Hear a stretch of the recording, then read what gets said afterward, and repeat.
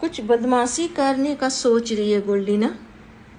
गोल्डी कुछ बदमाशी करने का सोच रही है। पुच्छू हिल रहा है मतलब कुछ दिमाग में तुम्हारा चल रहा है ना गोल्डी।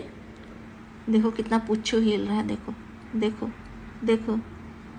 सो जाओ, अब बदमाशी नहीं करना, सो जाओ चुपचाप। फिर उठ के खाना खाना, फिर बाहर घूमने चल जाना, ठीक है।